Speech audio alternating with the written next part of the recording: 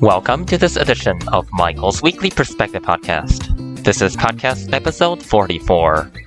In this podcast, we will be hearing from a longtime contributor of the NVDA Screen Reader. That's all for this edition, and stay tuned. Hello and welcome to this edition of Michael's Weekly Perspective Podcast. This is podcast episode 44. In this podcast, we will be hearing from a contributor of the NVDA Screen Reader. To get hold of this podcast, you can either choose to call using the listener line, or you can send an email to me. The phone number to call in to this podcast is 404-923-0115. That's 404-923-0115. You can also send an email to me. That email address is munnmichael68@gmail.com. That's munnmichael68@gmail.com. I have started another channel on YouTube, also named Michael's Weekly Perspective. This channel is mainly for audio only. That's all I have to say for this week.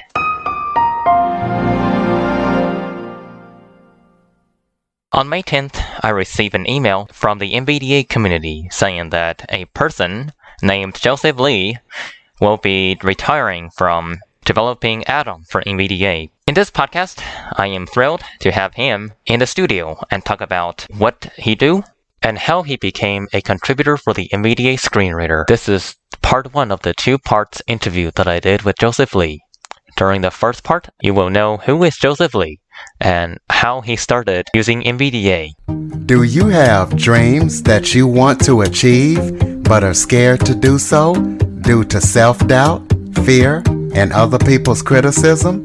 I have just what you need. You need a dose of the Living the Dream with Curveball podcast, where I interview guests that will motivate and inspire you to stop at nothing to achieve your dreams. And always remember, if you believe, you can achieve. The Living the Dream with Curveball podcast is available on your favorite podcast app.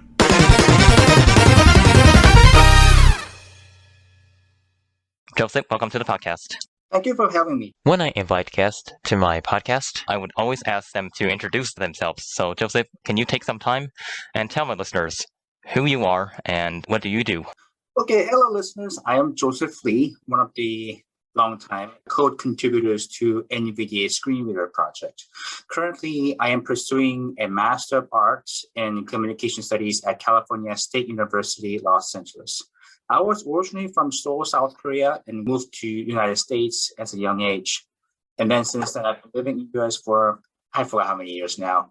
I've been studying computer science originally in college, but then I fell in love with public speaking at some point, so I switched majors. Along the way, as I was studying computer science, just before switching majors, I found NVDA, an open source free screen reader for Microsoft Windows. And I've been contributing to NVDA for a long time. Well, until recently, when I announced my retirement from contributions when I was accepted to graduate school. So again, thank you for having me in the podcast today. In the introduction, you mentioned that you were from South Korea and you moved to the States when you were at a very young age. So may I ask, what caused you or your family to migrate to US? It's quite an interesting question. Opportunities, I think, because in South Korea, because we heard, as I used to go to a school for the blind in South Korea. There are about 13 schools for blind children there. And one of the constant things we heard was that there is a much better place called America. And if you go there, people with disabilities are treated like kings and queens.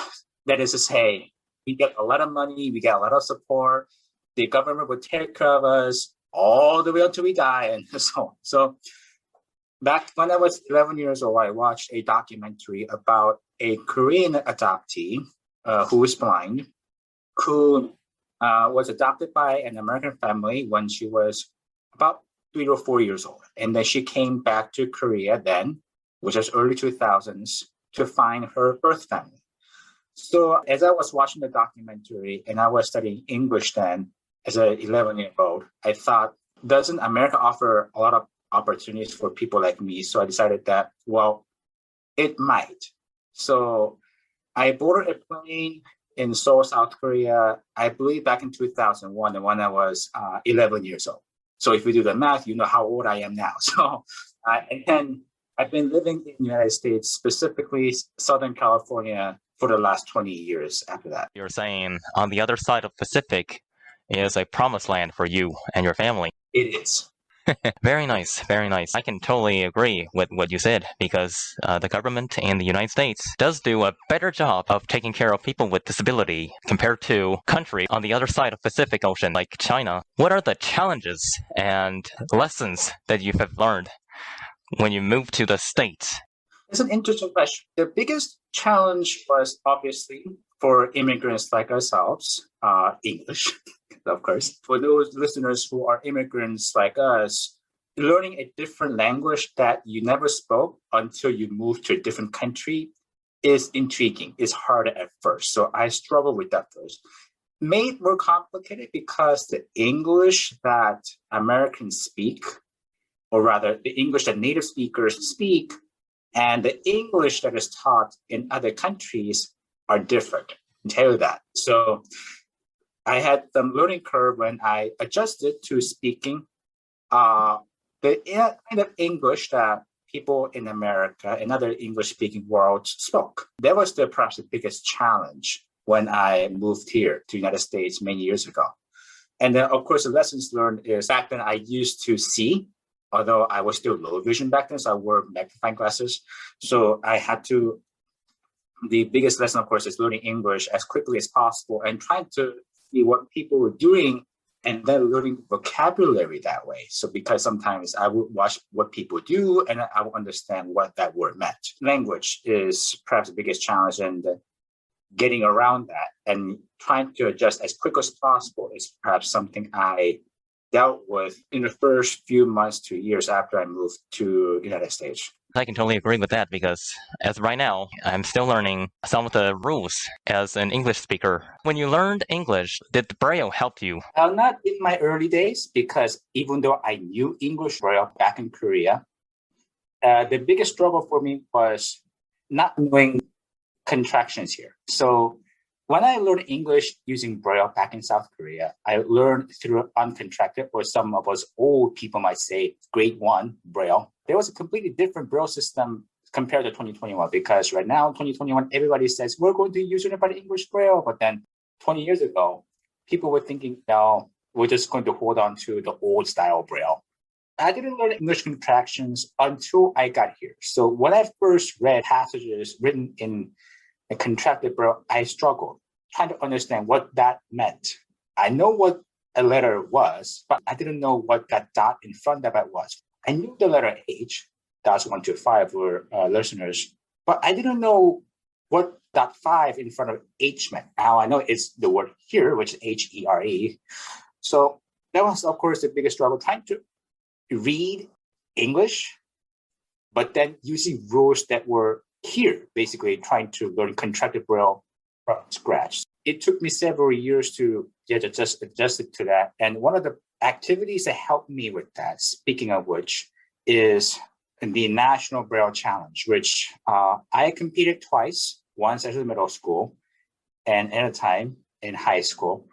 And by the way, for our listeners, the 2021 Braille Challenge finalists were just announced. I improved a lot of Braille skills through this competition, Braille Challenge, which is the competition run by Braille that challenges kids from first grade to 12th grade to learn to use Braille in everyday life. That competition helped me a lot, but then obviously it took me a while to get adjusted to contractions. And nowadays I can sort of read, but struggle with it.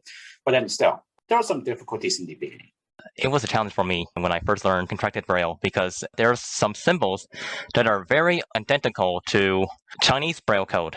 Like the symbol dot 1, 2, 4, 5, 6 is ER in English, but in Chinese Braille, That's complete different symbol. In Chinese Braille, dot 12456 is the symbol of WAN. There are many ways to pronounce that. That's good to know. You learned Braille by competing in national Braille challenges. Oh my gosh. That is a very competing activity. I never attend one, but I have a lot of friends who actually attended several of them, like almost every year, every time during February. Their TVI signed them up. They first compete in regional, and then states, and then national. I think I got it right. There's regional and then nationals in Los Angeles in summer. When you use a computer, you said you use NVDA primarily. Do you use a Braille display? Yes, I do for the last 17 years. My first ever Braille computer, or now the old folks might call it note taker, was a Braille and Speak that I got.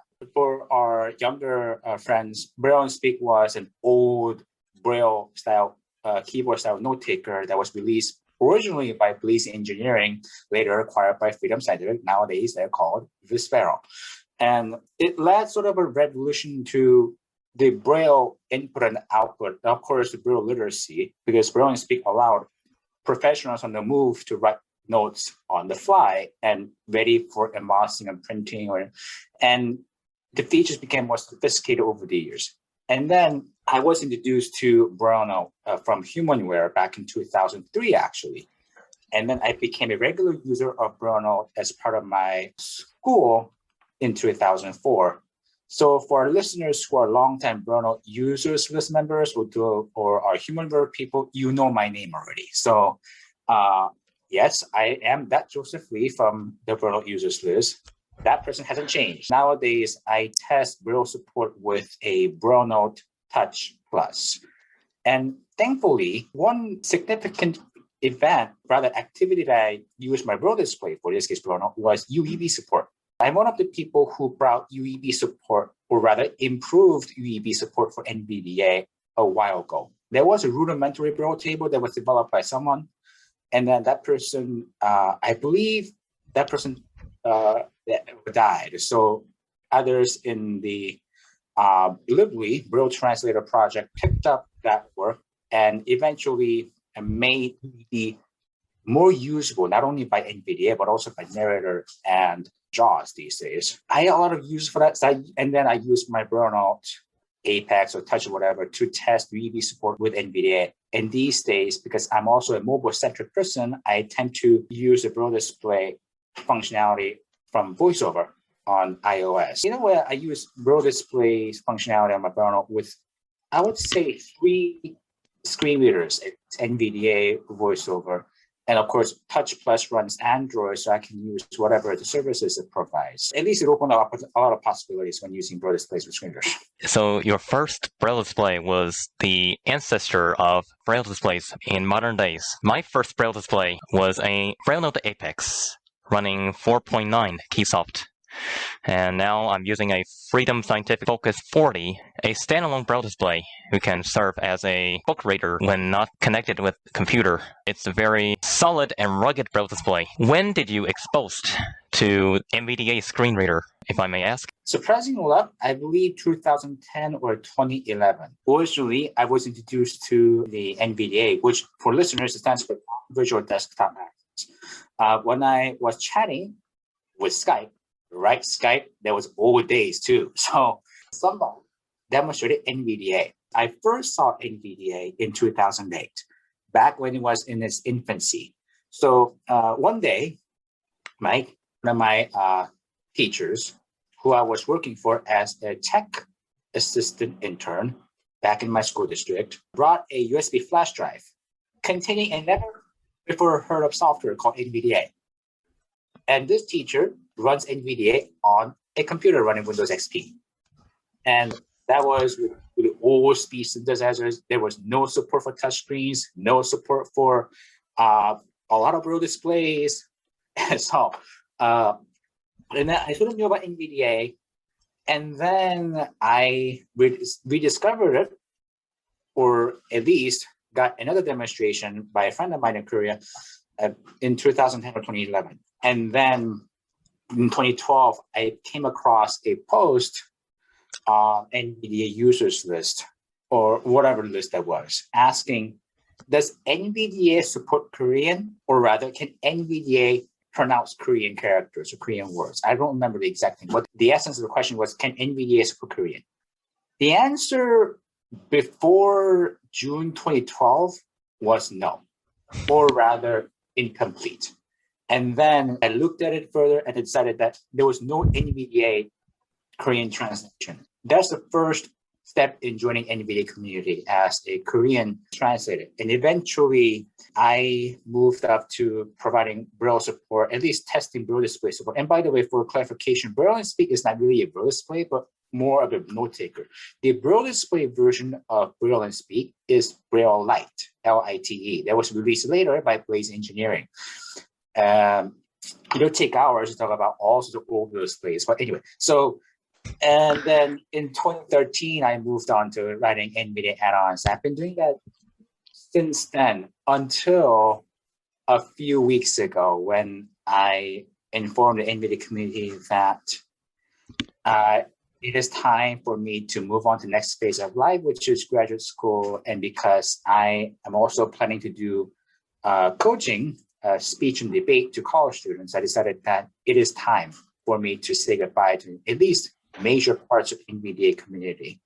So that has been my journey for the last 9 years. This is it for the first part interview that I did with Joseph Lee.